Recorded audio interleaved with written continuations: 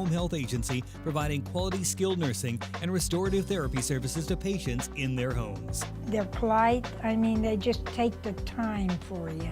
Angels Care is there to help 24 hours a day, and all services are covered 100% by Medicare for patients who are eligible. I like the Angels for what they've done for me. Angels Care Home Health. We serve patients. Eagle Community Television presents Community Connection with your host, Mike Cooper. Hello and welcome again to Community Connection from Eagle Community Television. Thanks for watching, and thanks as always to the producer and editor of our series, Jeff Durall. We're at Tamanic Hall on the campus of Fort Hays State University, second floor, by the way, talking with Dr. Grady Dixon, the chair and associate professor in the Department of Geosciences at Fort Hays State University. We had a chance to talk last year and met Dr. Dixon and talked a little about storm chasing. So that's where we've got to begin this time, Dr. Dixon. Any storm chasing lately? Not lately. We had our second annual Fort Hays Storm Chase course this summer, and it was a lot of fun. We were all over the place. We were within a few miles of Canada, far western parts of Montana. So it was a great trip, and this summer for me was one of the best in terms of seeing lots of tornadoes that did relatively minimal damage. The tornadoes down near Dodge City were the highlight of the year for me. That was always the best part, isn't it? When you can see the actual tornadoes and do the measurements and things without significant damage occurring. Absolutely, and it actually was a horrible feeling most of the afternoon because it looked like Dodge was going to take a direct hit, and then only a couple of structures and no fatalities, and it turned out to be a real great day compared to what it could have been. But you got there to witness that actually. Absolutely. We were there hours before, baking in the sun, waiting for it to happen, and it was kind of a perfect chase in that way. Well, as in the department as a professor, what do you tell the students? What's the takeaway that students should gain from that experience, Dr. Dixon? That's kind of the challenge. It depends on the students' experiences. It depends on what they've had in class. It depends on where they've grown up. If they grew up in southwest Kansas, then we jump right into details of the storm because a lot of them have seen these storms before. If the students are from the West Coast or the East Coast or whatever, maybe even not even from the U.S., then we start lower. And it's just very simply, this is the base of the storm, this is how it's growing. So every student is different. And if it goes well, sometimes we have the students explaining, the more experienced students explaining to the others. And I just kind of sit back and make sure they're doing it well. Let's talk about geosciences if we could. What are the areas of study in geosciences at Fort Hays State? And also talk about the student career possibilities in the geoscience field, Dr. Dixon. I think I may have said this last year because I say it a lot. We're kind of selfish in geosciences. We think we touch everything. I challenge you to do any area of science or business or anything else that isn't affected by the earth we live on. But to be a little more realistic, within the department at Fort Hays State, we are specifically geology and geography. Those two things are still very broad, right? Geology encompasses fossils and paleontology, which we know a lot about here in western Kansas. There's a lot of interest in petroleum, also here in western Kansas. There's also deep earth stuff, things that we don't think about as much on a daily basis, and all the minerals that we use for buildings. Then geography, also very broad. Anything that has space or location, your smartphones, your cars, anything associated with big data these days usually has spatial data. And that can be data about people, about objects, doesn't matter. In my case, I'm a meteorologist by training with geography graduate degrees. Weather is also very geographic. So if you can track something or you can locate it, whether you're studying birds or highways, we think it's geography and geosciences. Boy, there isn't anything in our lives that isn't touched. I think you're absolutely right on that. Thanks for saying that, yes. Let's talk about student career possibilities then. Gosh, the field is wide open for students, isn't it? It is. The job prospects for our graduates are extremely high. But if you are doing a simple internet search early in your career, your college career, sometimes it's discouraging because there's almost no job postings that say geographer, geoscientist, and a lot of times not even geologist, although those are a little more common. Typically they just list the skills, or they may call it something that they think sounds right, environmental analyst or data analyst or something like that. And then you start reading the qualifications and you realize, oh, this is everything that I just learned in my Department of Geosciences degree. There was a great research paper a few years ago that was saying how few atmospheric science jobs are out there, specifically for atmospheric scientists, but how atmospheric science students weren't struggling to find jobs because they learned data analysis, they learned statistics, they learned communication, they have lots of high-end math and physics. What can they not do in science, just about? And so they were all finding jobs, they just weren't necessarily in the jobs that have this title we expect when we come out of high school, perhaps. One thing we wanted to talk to Dr. Dixon about was a grant that is awarded to Fort Hays State University from the National Science Foundation. This grant, a $400,000 grant. Dr. Dixon, as chair and associate professor, is the principal investigator on this grant from the National Science Foundation. Tell me about the grant and how it came about. Well, first I'd like to say we've had a pretty great summer, or last several months, in terms of getting external funding. Another faculty member in our department, Dr. Laura Wilson, she's half-time in geosciences and half-time out at the Sternberg Museum. She earned 2 grants from NSF this summer, all related to her work out at the museum. And then recently I was awarded this grant with 4 other institutions, but Fort Hays is the lead school. And the title of the program that awarded the grant is GOLD. It's an acronym that's actually a little backwards, but it stands for Geo Opportunities for Leadership and Diversity. So it's a kind of unconventional style grant where we are trying to address faculty and leaders in the field to make them better leaders related to increasing the diversity in geosciences. Our particular project is called Hearts of Gold, GOLD still being the acronym. It was the brainchild of some other researchers, specifically from Virginia Tech and NOAA, and they brought me in because of a lot of my experiences doing this exact kind of work. I'm glad you mentioned Dr. Wilson's. We hope to do a future community connection with her on her work with logging the paleontology in a digital basis at Sternberg, so we'll talk about that later on.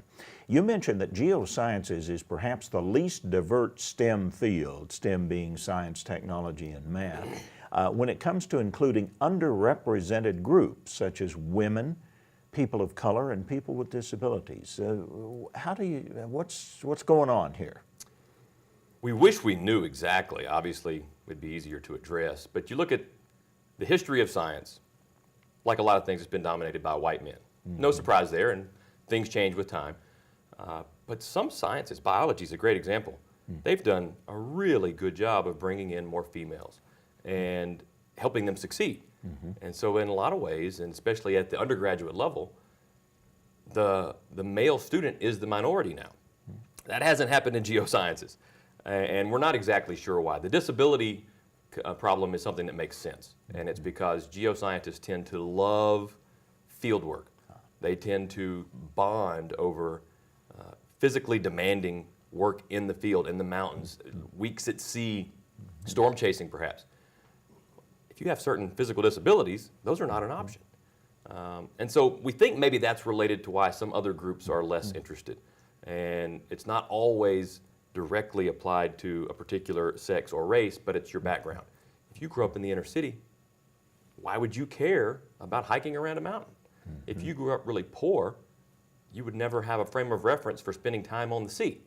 So a lot of the stuff that we do that we think is down and dirty and somewhat blue-collar science, it's really pretty privileged people enjoying the nature of a privileged world, right? I mean, if you're a hardworking person working 2 jobs, you don't have the luxury of camping in the Rockies on your extended weekends. So maybe that's part of it. I don't know. I'm just guessing, and I've shared this with other colleagues. We don't know the exact cause. One really discouraging thing is that our numbers of students in terms of diversity has gotten much better, but they're evaporating. They're either not finishing their degrees or they're finishing their degrees and not going into the field. And this is particularly obvious with women because we've gotten so many female students that just never make it to the ranks of practicing scientists or leadership in science, and certainly not many in terms of professors. And I know in visiting with you, that's something you'd like to see changed. Absolutely. I mean, I have so many female students, and one of the reasons I was involved in this grant almost all of my graduate students over the years have been females or some other sort of minority. It was my first 10 graduate students were all female before I really paid attention to that fact. Somebody pointed it out. And I don't have a reason why. I think it had to do with the fact that I just treated them normally and encouraged them to do well. And they're all doing really well now in their careers, but a couple of them have somewhat hit a ceiling they're way better than I was at their age, but they're not advancing as quickly. And I started realizing it's because of their gender for the most part and the way they're treated. And they're not pushing forward as much because of the things they continue to hear from their colleagues. Nobody's trying to hurt them or hold them back directly, but it's kind of a passive experience where you hear enough phrases that suggest you're not good enough.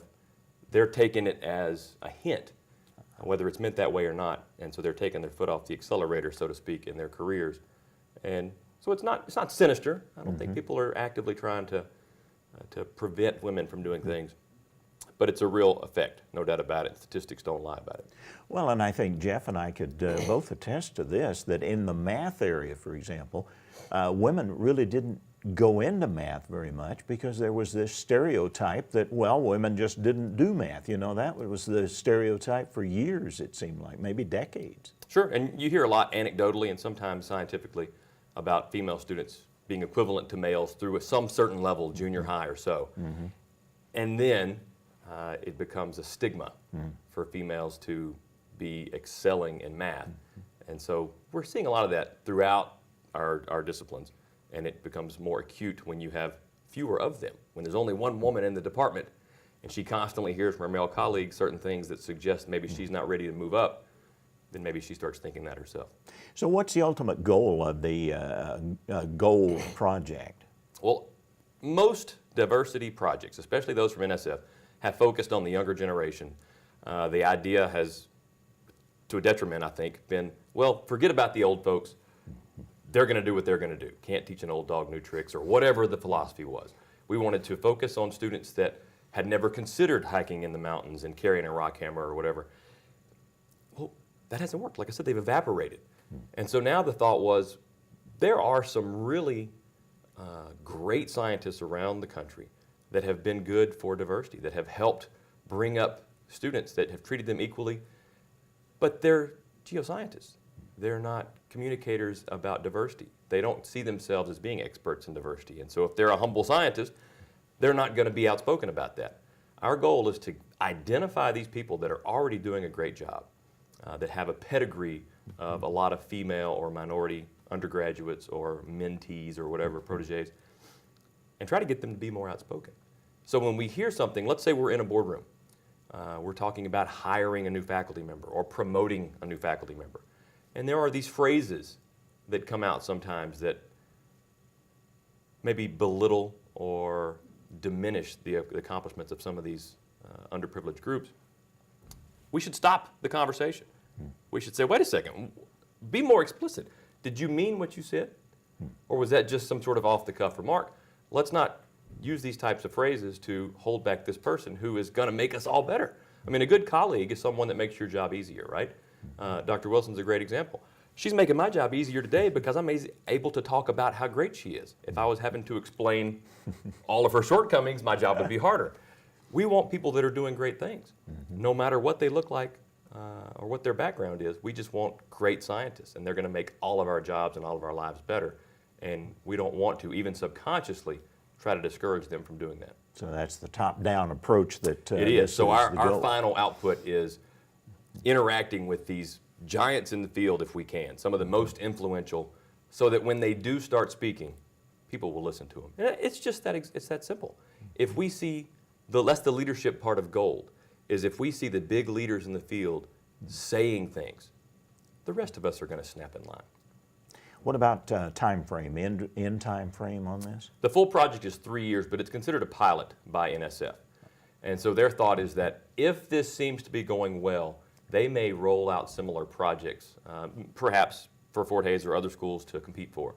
Right now, we're in the identification stage. We know these people exist. I know a lot of them personally. I don't know all of them.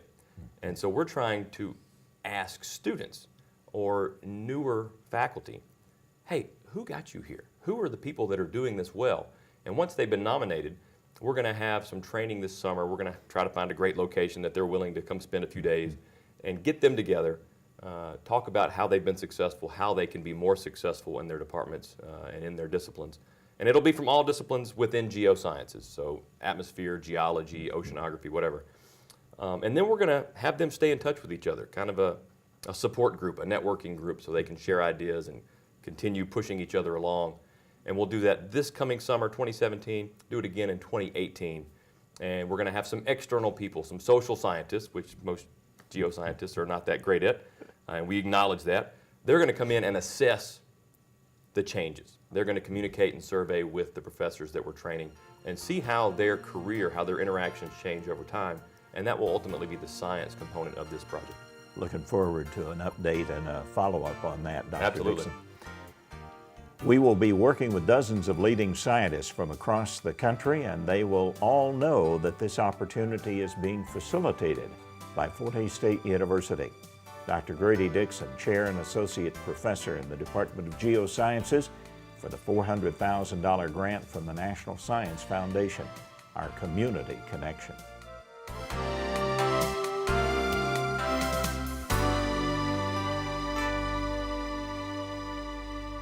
Angels Care Home Health, serving Hayes and the surrounding areas, is a Medicare-certified home health agency providing quality skilled nursing and restorative therapy services to patients in their homes. And the Angel Care nurse comes to see me once a week. Angels Care is there to help 24 hours a day, and all services are covered 100% by Medicare for patients who are eligible. Angel Care has helped to stay home. Angels Care Home Health. We serve patients.